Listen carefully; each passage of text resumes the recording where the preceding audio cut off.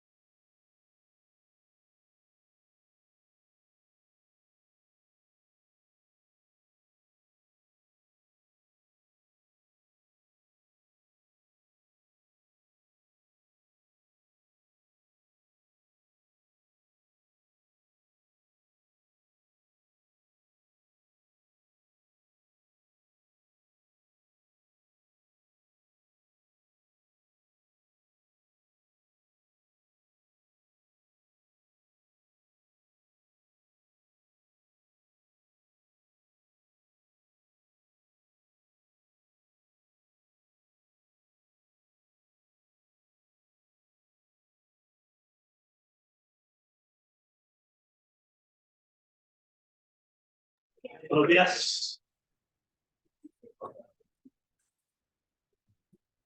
Buenos días. ¿Cómo están todos? ¿Los de Zoom se escucha? ¿Nos escuchan todos? ¿Ya, Rincón? Sí. Pasas allá, Sí. doctor. Bueno, Pásese adelante. Compañeros, no, aquí estoy viendo. Pero, Pase, por favor, doctor.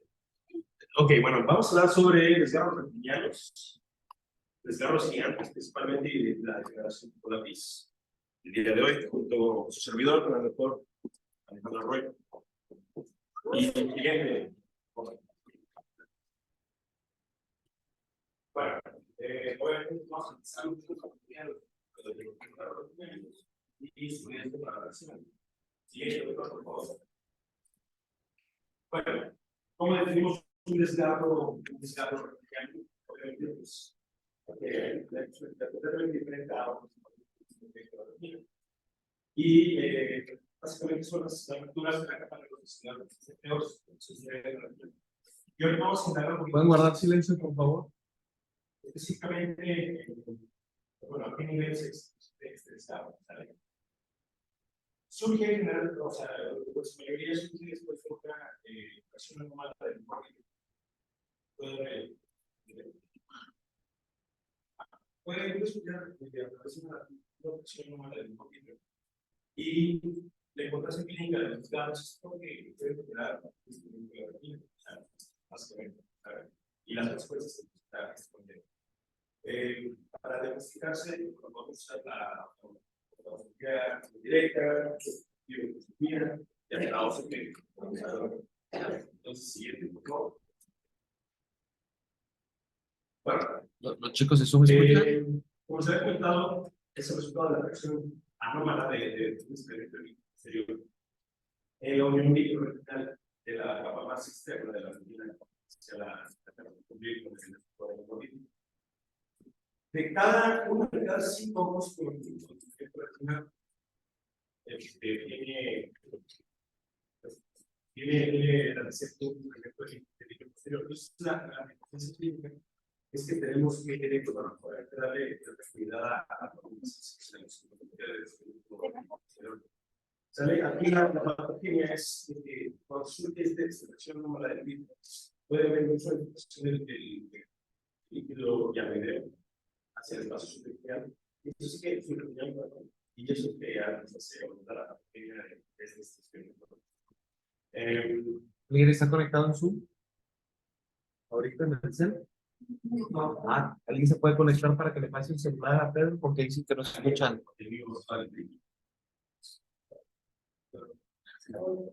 Bueno, ya por nada de los desgarros, tenemos que se presenta el 8% de la población general.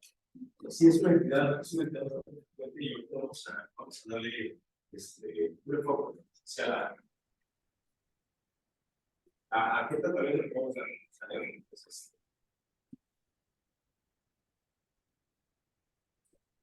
A ver, ahora sí, ¿escuchan? ¿Habla Pedro? ¿Los de Zoom escuchan?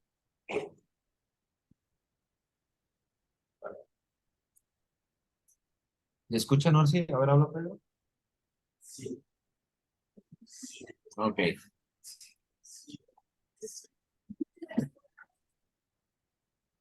Sí.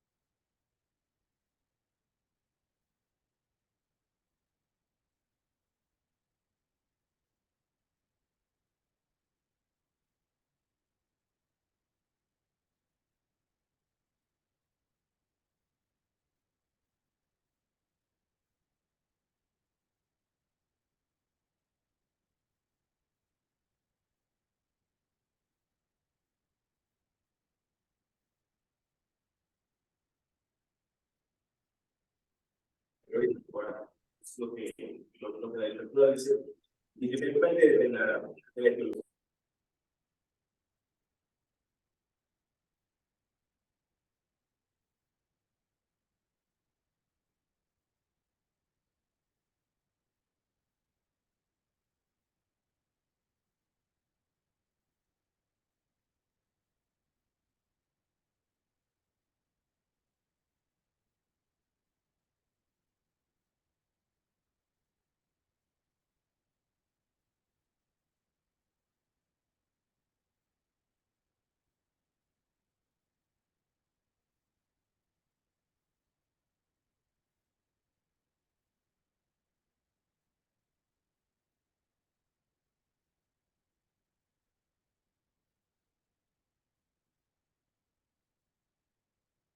No se escucha.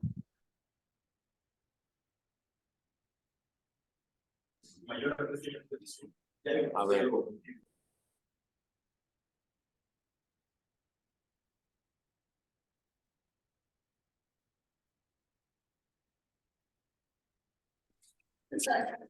Un saludo para todos.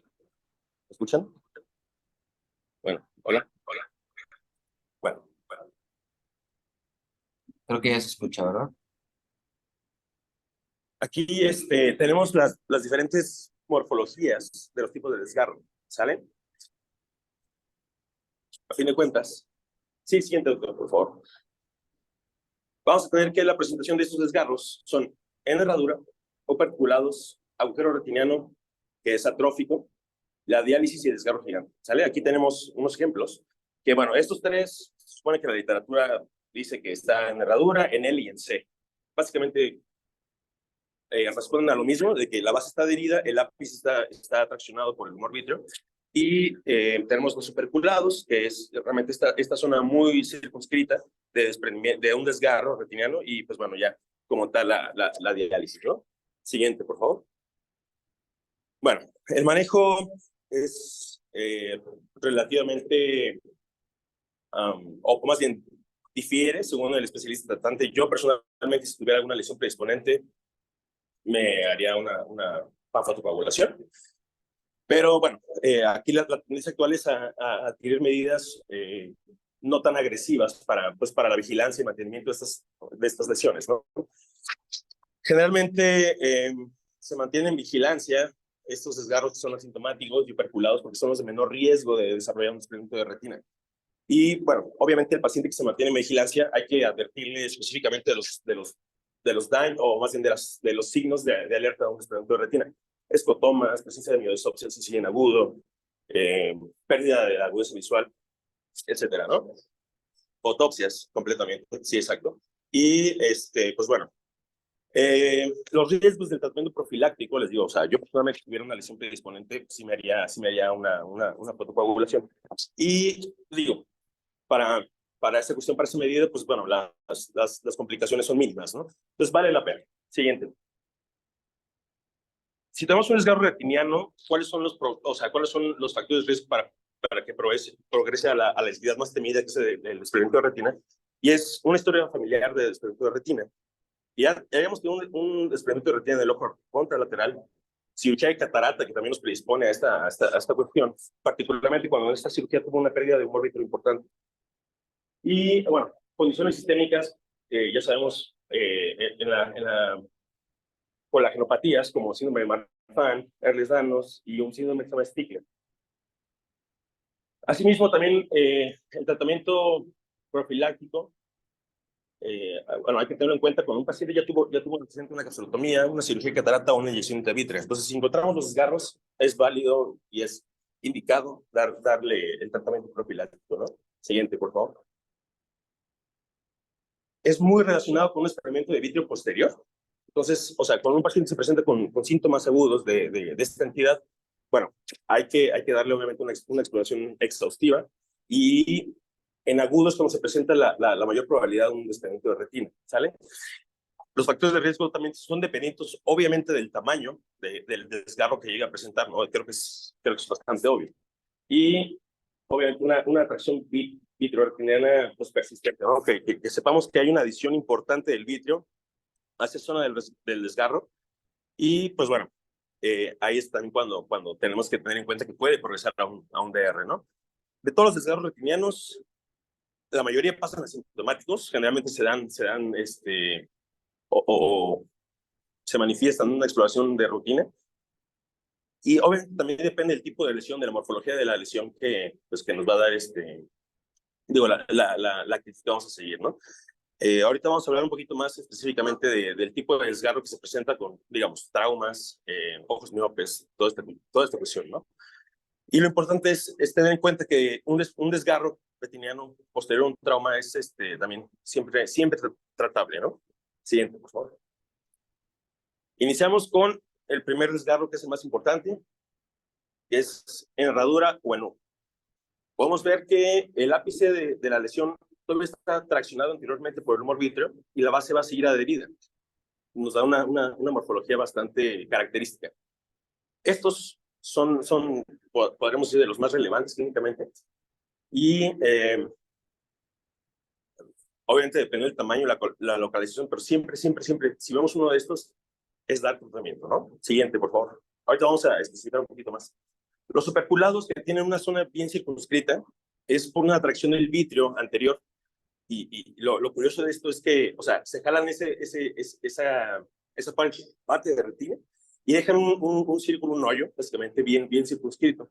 Entonces, el tejido retiniano todavía lo podemos encontrar flotando en el humor vítreo, ¿sale? Y pues, la morfología es bastante característica. Es un hoyo, o sea, un círculo bien circunscrito.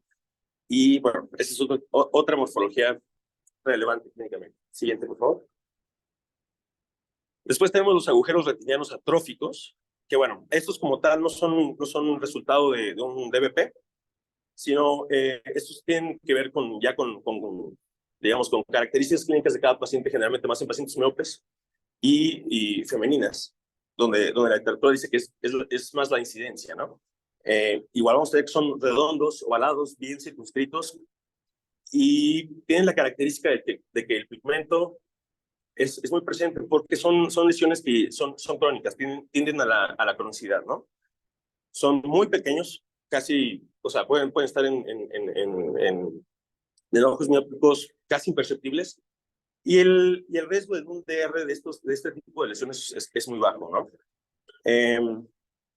También hay que tener en cuenta que cuando tenemos una degeneración en la tista, ahorita la vamos a tratar, es muy común que encontremos este tipo de lesiones, ¿no? Sin embargo, pues, estos hablan de cronicidad, son bajas en riesgo de un desprendimiento de retina, y pues bueno, hay que mantenerse en vigilancia, ¿no? Siguiente, por favor. Aquí más ejemplos de agujeros maculares atróficos. La característica principal, pues, es la cronicidad y el hecho de que no son resultado de un componente traumático, sino es básicamente un proceso atrófico el que genera esta cuestión, ¿no? Siguiente, por favor. La diálisis retiniana, muy importante. Esta es resultado de generalmente un trauma contuso a nivel ocular. Es un desgarro circunferencial bien delimitado. O sea, nosotros podemos discernir bien cuáles son los límites de la diálisis. Generalmente tiende a estar adherida al polo posterior, entonces a nivel de la hora serrata es donde se desprende, y eso es generalmente después de un trauma contuso. Hablamos de un batazo, o sea, un golpe así seco, básicamente. Y estos también importantes se dan con la ausencia de una sintomatología de desprendimiento de vitro posterior, ¿sale? Entonces, bueno, si vemos trauma, hay que pensar en diálisis, es nuestra prioridad como clínicos revisar esta cuestión, ¿no? Siguiente, por favor. Y como tal, la presentación, desgarros gigantes y degeneración en la TIS. Los desgarros gigantes son muy importantes, casi todos progresan a ADR, ¿sale? ¿Cómo nosotros podemos clasificar un desgarro gigante? Para pronto, el tamaño de esta lesión tiene que ser más de 3 usos horarios, o sea, hablamos de que cubre más de 3 horas, viendo la retina como el reloj, o 90 grados de todo el fondo de ojo, ¿no? Es cuando podemos considerar un desgarro gigante. Estos obviamente van a tener la característica de que va a haber un infiltrado subretiniano casi seguro. El manejo quirúrgico casi seguramente va a terminar en una vitrectomía, en una intervención mayor. Y pues bueno, aquí la cuestión es que la diálisis se va a mantener adherida incluso al polo posterior, o sea, a diferencia de el desgarro gigante. A diferencia de la diálisis que se mantiene adherida al polo anterior, este se va a mantener al polo posterior. Entonces vamos a ver Todo el desgarro todavía adherido a las zonas de mayor adhesión en el fondo de ojo. Siguiente, por favor. Y aquí, bueno, vale la pena que conozcan los TUFT o los penachos retinianos, ¿sale? Estos son de dos tipos principalmente, que es el quístico y el sonular. Son hallazgos, son hallazgos igual de rutina. El riesgo de que desemboquen en un DR es bajo, pero son relativamente comunes. Tenemos que el penacho quístico TUF se puede traducir como penacho. Tenemos que está presente en el 5% de la población general, el quístico, y el sonular hasta en el 15%. Aquí voy a endegar un poquito. Aquí tenemos ya una imagen microscópica a nivel de hora serrata, y como ustedes se imaginarán, un penacho sonular es una proyección anómala, congénita, con bajo riesgo de progresar ADR, desde la hora serrata, desde la zónula, hacia el tejido retiniano. Puede generar desgarros, sí, pero es raro, ¿no? Y el quístico, ahorita también vamos a negar un poquito más, es un hallazgo congénito. Siguiente, por favor. Me tenía muteado, doctor. Chicos, esta parte de aquí, ¿cómo se denomina? ¿Qué es esta parte de aquí que se ve? ¿Una sola persona? Jessy. ¿Eh? ¿Es la parte plana? ¿Quién dice más? ¿Cómo se denomina esto? Porque si estamos hablando de esa anatomía. ¿Algún valiente? Ajá, y específicamente qué parte de la hora serrata. ¿Eh? ¿Cómo? Para explicar. Valle ciliar. ¿Nadie sabe qué es esa zona? Díganme eso, ¿no? Bueno, les presento las bahías de la hora serrata. Entonces, para que sigan repasando los límites anatómicos normales y sobre todo, pues, cuáles son las variantes anatómicas degenerativas normales y no degenerativas anómalas. Entonces, esa es la importancia de conocer la anatomía. Bueno, tenemos el TUFT quístico, conocido también como parche granular o roseta retiniana. Podemos dilucidar esta zona de elevación, que es una anomalía congénita. Realmente la relevancia clínica pues, resalta nada más como un hallazgo en la exploración rutinaria. Están comúnmente localizadas hacia el ecuador o la retina periférica. O sea, hablamos de los penachos retinianos que son más anteriores a los desgarros, ¿sale? Más comúnmente temporal y superiores, donde la localización es más común. Y su base va a ser pigmentada generalmente, ¿no? Y esto nos habla nuevamente de cronicidad y el bajo riesgo que pueden conllevar, ¿sale? Está compuesto principalmente de tejido glial, de una hiperplasia de tejido glial. Entonces, básicamente, pues sí es una variante anatómica, es un hallazgo, les digo, rutinario, y el riesgo de DR es bajo. Sin embargo, bueno, tenemos que es presente en un 5% de la población. Ya estudiando post-mortem desgarros retinianos, tenemos que un 5 al 10% pues es originado por un TUF quístico, ¿no? Un penacho quístico. La incidencia se mantiene baja, aún así. Siguiente, por favor. El traccional, bueno, como se lo imaginarán, a nivel de la zónula tenemos estas proyecciones, así como señalamos, que pueden traccionar el vidrio. También es común, lo podemos encontrar en el hallazgo, en una exploración rutinaria. Hay un 15% de prevalencia en la población general. Sin embargo, también el riesgo de un DR es bajo, ¿no? Está acercando hacia la periferia de la retina. Generalmente la particularidad es que es nasal, y pues les digo, aquí realmente lo que hay que hacer por el riesgo bajo de progresar a un DR pues es bajo. Entonces hay que mantenerlo en vigilancia, ¿no? O sea, ver cómo se comporta la lesión. Vamos a hablar también de la degeneración en la TIS, que tiene un componente diferente a la degeneración en baba de caracol. Ahorita vamos a explicar por qué. Y pues bueno, esta degeneración es bastante también común, generalmente del 6 al 10% de la población general. La predisposición más habitual es en pacientes miopes, altos miopes.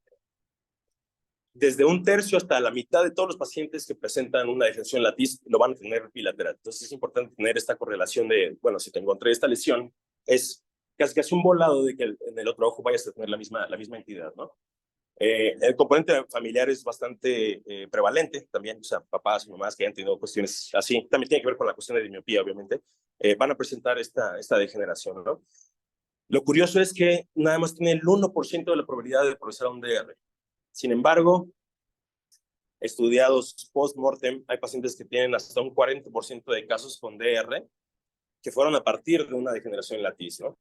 Esta entidad se desarrolla en la infancia y alcanza digamos, una prevalencia más alta cerca de la segunda o la tercera década de la vida. Entonces, digamos que es una lesión que podemos buscar intencionadamente en pacientes miopes cerca de los 15, 20 años y es donde la podemos encontrar, ¿sale? Siguiente. Aquí tenemos algunos ejemplos de esta degeneración. Ahorita les voy a explicar en qué consiste realmente. Y es bueno, están los ejemplos. La generación de la TIS. Aquí están los ejemplos otra vez. Tenemos que es una sineresis pítea con todos los bordes realmente bien adheridos hacia el fondo retiniano, entre la capa limitante externa y, pues, bueno, la zona de transición del humor vítreo. Entonces, vamos a tener que todo el trayecto de estas lesiones, hay una base bien adherida de vítreo, sin embargo, digamos, en el trayecto de ellas, la adhesión del humor vítreo pues está degenerada, tiene una sineresis vítrea, ¿sale? Entonces ahí radica la patogenia de por qué podría progresar a un DR.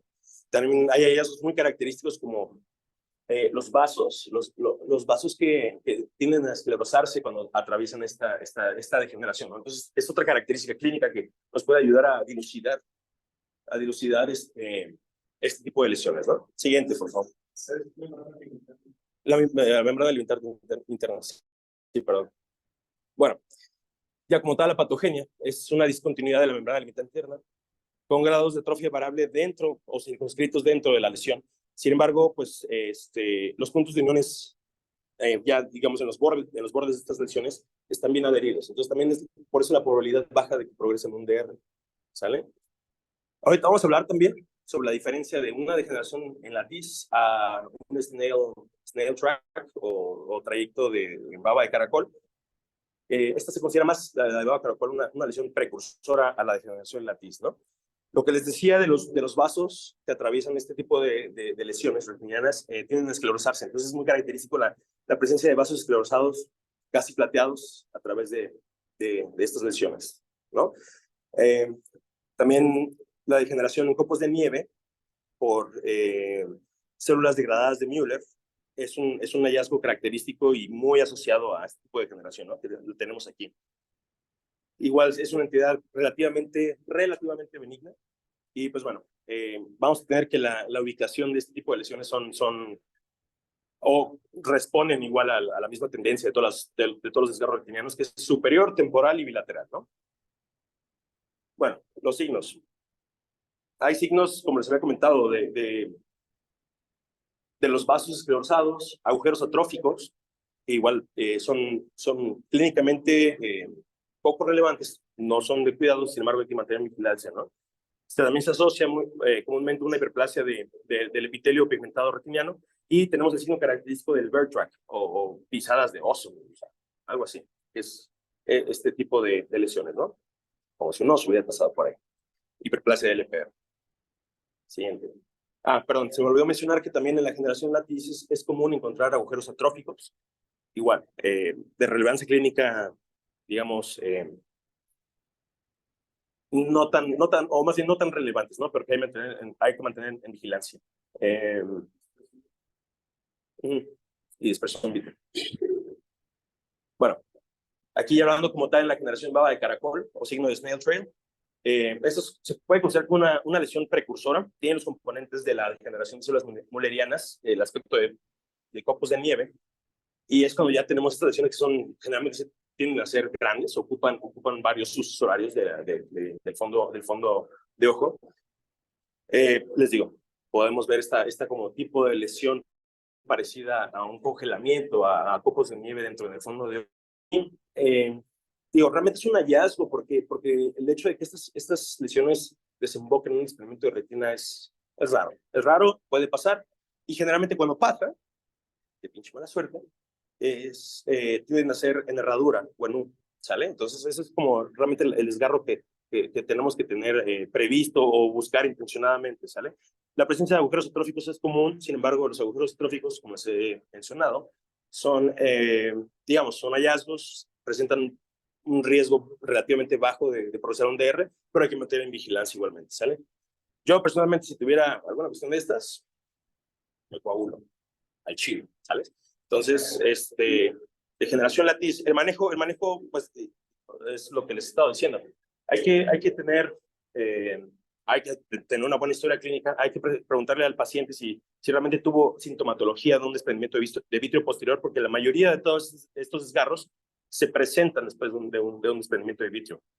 El 5% tarda semanas en realmente dar esta sintomatología, pero bueno, es buscar intencionadamente estos desgarros posterior a la sintomatología del DBP, ¿no?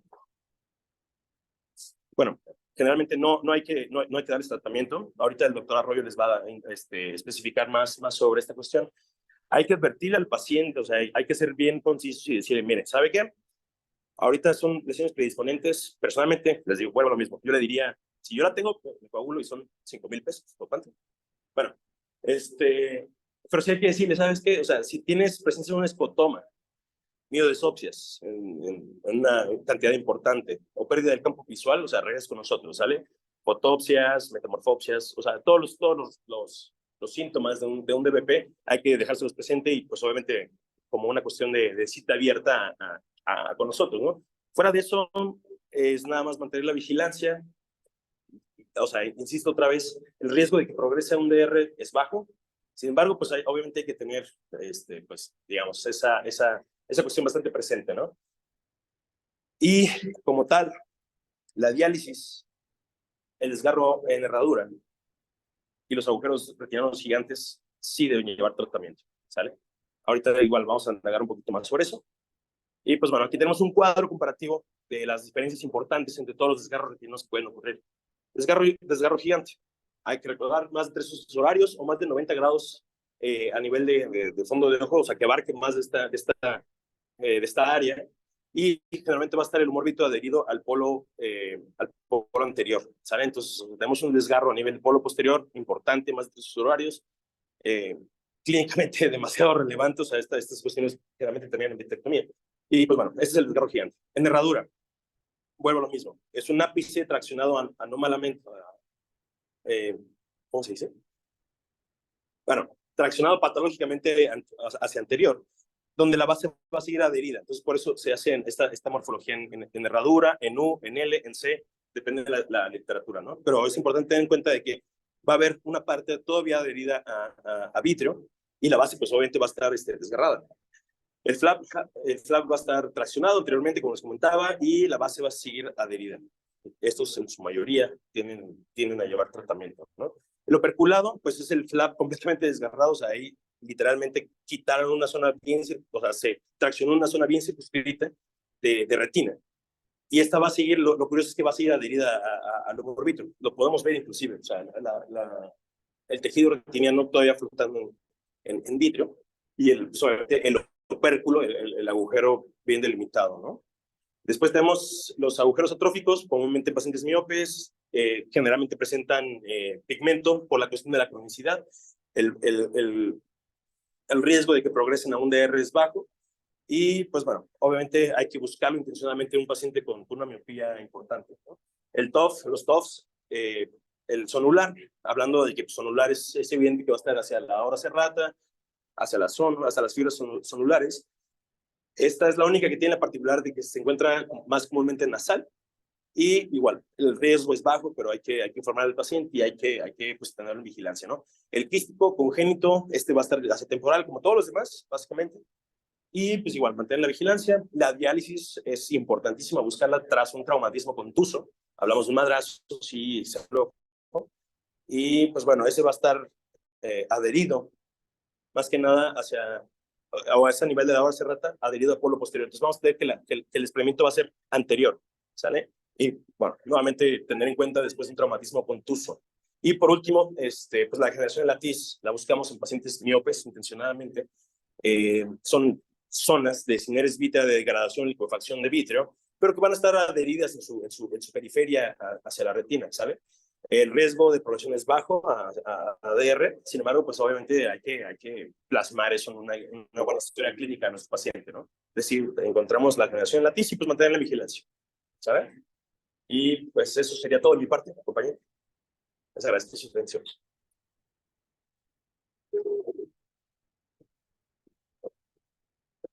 Cabe mencionar que los que vayan a hacer cirugía refractiva o a los que les guste hacer LASIK o cualquier tipo de SMILE, RELEX, lo que quieran, ya hagan aquí el siguiente.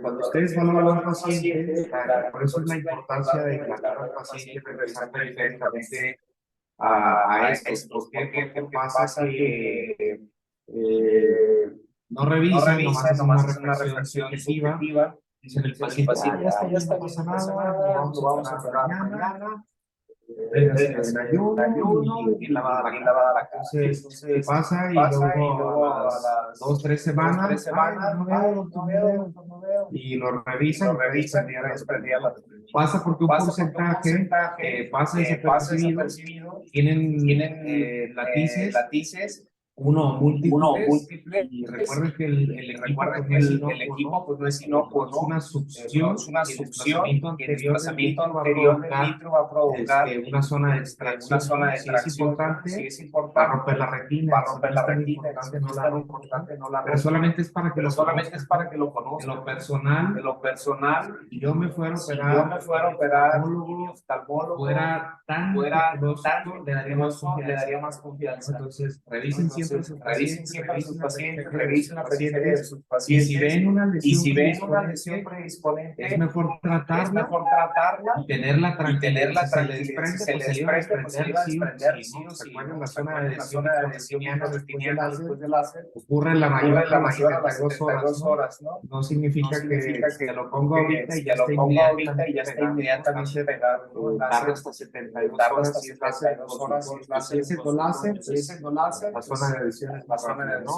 Entonces es importante que revisen a los pacientes, ¿no? Ojo, con el tema de la diálisis, que no están tan avanzadas, va a ser muy difícil que las vean si no tienen un equipo de alta de ultracampo, ¿no? O Whitefield, a menos que sepan hacer una exploración bajo indentación, pues obviamente van a llegar, ¿no? Hasta la base del vitro o a la hora cerrada. Entonces es importante. ¿Por qué? Porque pues, quisiéramos que esto fuera un manual de cocina, ¿no? Y no es un manual de cocina. Entonces, sean meticulosos con sus pacientes. Nunca se van a arrepentir de tratar una lesión predisponente, sea o no sea. Prefiero que digan, ok, sí la trato, y no era, y después alguien les diga, no, porque trató esto ni se trata, a decir, ¿por qué no lo traté? Sí, le va a salir más caro al paciente y sobre todo, pues, el pronóstico visual, ¿no? Recordemos que ocurre dentro de las 72 horas, pues, los fotorreceptores se mueren a los 91 minutos, entonces, a menos que te operes en 90 minutos, pues, tienes mayor probabilidad de riesgo anatómico o funcional que quedes al 100%, ¿no? Entonces, vamos a hablar acerca de cuándo fotocoagular, cuándo no fotocoagular. Básicamente, lo que les quiero mostrar en esta zona, en este pequeño... Pues quitar esta madre, escucho. ¿Ya? Sí. ¿Nos escuchan? Lo que les quiero mostrar en esta parte es ¿qué dice la literatura, ¿no? ¿Se trata o no se trata? Vamos a hablar acerca de los metanálisis. ¿Qué dicen esto? Entonces, les quiero mostrar aquí que desde 99 hace casi pues más de 25 años, pues ya era un tema controversial y ya era un tema de discusión, ¿no? Aquí te dice que el tratamiento de los desgarros retinianos y látices en el ojo contralateral que tienen, que ya sufrieron un desprendimiento de retina, ¿no? La conclusión dice que el ojo contralateral con lesiones o con lesiones retinianas y desprendimiento del vitrio posterior, que de todas maneras que se les hizo tratamiento láser, pues también se les desprendió la retina, aun cuando se les dio. Dice, cuando el DVP no está completamente detectable o hay un DVP parcial, la progresión de la separación del vitrio posterior se puede pues asociar a los desgarros retinianos y los desprendimientos de retina probablemente pudieran haber surgido de las zonas que estaban sanas, ¿no? Entonces esa fue la conclusión en el 99. Posteriormente, más tarde en el 2000, ¿sí? Aquí viene la cita y el que los quiera buscar y leer con todo gusto, ¿no? En esta zona te dice que pues ya empezaron a hacer la medicina basada en evidencia para hacer tratamiento profiláctico de los desgarros retinianos asintomáticos y concluyeron que en ese momento la prevención del desprendimiento de retina no probaba una suficiente información para soportar o afirmar que el tratamiento con fotocoagulación láser, pues en los flappers, pues mejoraba, ¿no? Entonces dice que luego dice que ojos con altas lesiones predisponentes al desprendimiento de retina deberían haber sido considerados en estudios prospectivos y aleatorizados para tener una mejor evidencia, ¿no? Entonces vean que Wilkinson, que es uno de los pioneros y más artículos tiene, y estas son las recomendaciones que en su momento la Academia Mexicana, la Academia Americana de Oftalmología pues daba, decía que evidencia 1, 2, 3 y 4, pero era basada en un grupo de paneles, ¿no? Dice que siempre se tiene que tratar los sintomáticos, los desgarros sintomáticos, ¿no? Cuando no tratar, cuando pues, a veces no, y a veces sí, entonces aquí los pueden leer, ¿no? ¿Qué pasaba en el 2014, ¿no? Ya 15 años después, otra vez vuelven a ver una revisión sistemática, un poquito más, más mejor, como se dice coloquialmente, ¿no? Y concluyeron que hace 10 años que el tratamiento de los desgarros retinianos sintomáticos debe ser consideradas, pero dice que pues dice que no hay una conclusión inequívoca a pesar de haber tratado los desprendimientos de retina, ¿no? Los desgarros, ¿no? Y luego dice que esta revisión sistemática debe ser considerablemente pues, limitada pues, como por estudios observacionales. El problema de que no se han hecho metaanálisis es que es extremadamente costoso seguir a un paciente por 50 años. Entonces, por eso no hay muchos estudios y casi todos son estudios pues observacionales o serie de casos y controles. El estudio más grande que encontré es un seguimiento de 11 años. Éticamente también pues tiene algunas limitaciones y pues es muy costoso, ¿no? Entonces, si viene un paciente tanto tiempo, entonces, lo que les comentaba era de que, o sea, los desgarros son una común, o sea, les digo que desde 5 hasta 10, 15, porque pueden presentarlo, sin embargo, o sea, lo que tiende a ser más relevante es posteriores a un DVP, una sintomatología de DVP. Y me gustaría preguntarles quién puede decir qué síntomas son clásicos de un DVP. Hay autopsias, se puede ver la presentación, o sea, incluso puede ver la presentación, metamorfosias,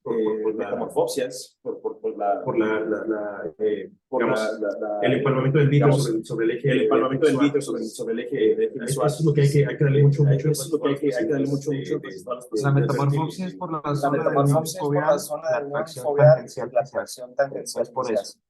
porque está viendo una zona de tracción directamente sobre la fobia.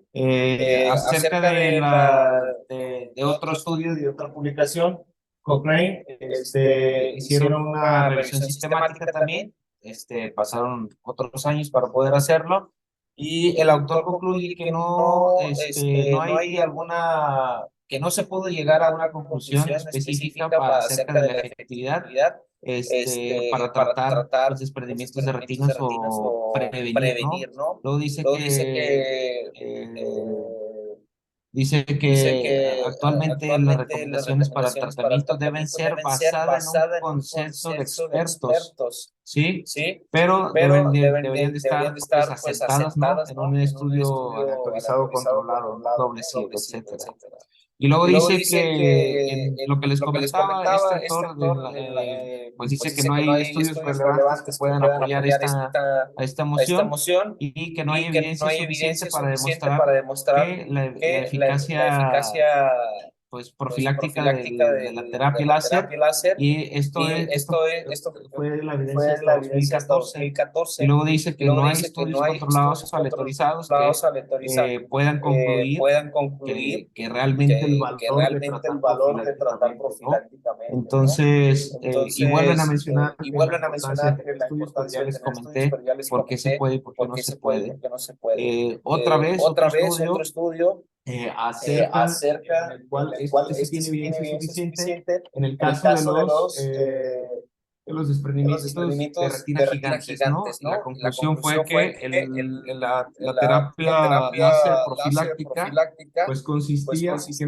nosotros en el área de retina nosotros practicamos mucho estas, ¿sí? De 4 hileras, en este caso aquí el grupo, los parámetros eran 4 hileras de 360 a una potencia de 200 y 200 micras, que realmente son 400, y anterior al ecuador y posterior a la base vítrea, ¿no? Y la intensidad de la quemadura pues era leve grisácea, ¿no? Entonces, en este caso, los desgarros retinianos gigantes, una profilaxis 360, pues sí, con desgarro gigante idiopático, pues sí baja el riesgo de la pérdida visual permanente por el desprendimiento de la mácula, ¿no? Entonces, en este caso sí. ¿Qué dice el consenso? ¿Qué dice la academia? Es una revisión de 2019, cuáles son los patrones de práctica preferida. En lo personal, a mí me gusta mucho leerlos. Porque te dice actualmente o son las directrices del Consejo Mundial y te dice qué hacer y qué no hacer, ¿no? Entonces, ¿cuándo tratar? El resumen, desgarro en herradura, en las roturas traumáticas, siempre van a requerir tratamiento. Roturas retinianas atróficas u asintomáticas, generalmente no se tratan. Pacientes que presentan DVP sintomático y que no tienen roturas de retina, hay una pequeña probabilidad, menor del 2%, pero recuerden que todo paciente que tiene sintomatología de DVP lo tienes que evaluar al mes, de 4 a 6 semanas. ¿Por qué? Porque esos pacientes, el 5%, durante ese transcurso se va a volver a desprender la retina o van a tener alguna zona de tracción, ¿no? Las roturas de retina asintomáticas, 50% de las roturas retinianas no tratadas con fracción vitreoretiniana persistente van a provocar un DR clínico menos que se aplique tratamiento, o sea que es un gran porcentaje. Y la degeneración en la TIS, generalmente todos los agujeros redondos atróficos dentro de las lesiones que se acompañen de líquido subretiniano mínimo y sin desprendimiento de vitro posterior no van a requerir tratamiento. Acuérdense que la TIS es el factor de riesgo más importante para el desprendimiento de retina recmatógeno, más desprendimiento del vitro posterior, puede estar o no puede estar incluido. Entonces, pues es un poco redundante, ¿no? En el que te dice que no lo trates, pero cuando no está el factor de riesgo, pues es la TIS, ¿no? Entonces te dice, ¿lo tratas o no lo tratas, ¿no? Entonces, aquí un extracto dice que la profilaxis debe ser considerada cuando el desprendimiento están documentados o se vuelven sintomáticos, aumentan de tamaño o muestran algún otro tipo de progresión. Entonces, te dice, no lo trates, pero si crece, se aumenta en tamaño, se vuelve sintomático, lo tienes que tratar. ¿Qué pasa en el caso del ojo contralateral? Entonces dice que los pacientes con una historia no traumática de desprendimiento de retina tienen un 10% más elevado de que desarrollen un desprendimiento de retina reumatógeno, ¿sí? Y esta es una tablita para que, ¿cómo se llama? Le recomienda cuándo se trata, cuándo no se trata. Y las recomendaciones para pues el seguimiento de estos pacientes. Bueno, los tienes que volver a ver a la semana, al mes, etcétera, ¿no? Entonces, si le quieren tomar fotos. En lo personal, la escuela que tenemos nosotros aquí con el doctor Carvajal es que sí tratamos lesiones predisponentes. Tenemos muchos casos de pacientes que se nos desprende la retina y revisamos al paciente y no le encontramos ningún Reitman, ¿no? Y periféricamente siempre encontramos raíces. Sí, entonces el único sitio por el cual puede haber drenado, pues es un lápiz, ¿no? Entonces es importante, entonces te dice, ok, pues la recomendación acerca del lápiz es que se menciona que pues, el láser no es inocuo y si tú le das mucho poder a zonas periféricas que está más delgada la retina, puedes tú crear un agujero y por ahí provocar la ruptura, ¿no? Entonces lo que mencionaba de lo de las áreas sanas, ¿no? Entonces tienes que ser cuidadoso, bajar para la periferia, es más delgada la retina. Entonces tienes que bajar parámetros, hacer unas 3 o 4 hileras alrededor del sitio de la lesión y pues eso prevenir, ¿no? No sé si tienen alguna duda o algo. Todos una hoja y una pluma, por favor. Bueno, les voy a perdonar el examen el día de hoy. Sí, sí. Ha sido. Entonces, en lo personal, yo sí trato, yo no me quedo con la espinita, veo una zona de tracción o algo y la trato. Prefiero dormir tranquilo y decir, bueno, si se les digo, el láser no es inocuo, ¿no? Y no significa que sea una panacea y que automáticamente le doy y pues ya no se va a desprender, ¿no? Disminuye la probabilidad de. Siempre le tienes que explicar al paciente eso, se disminuye la probabilidad de desprendimiento. Muchas gracias.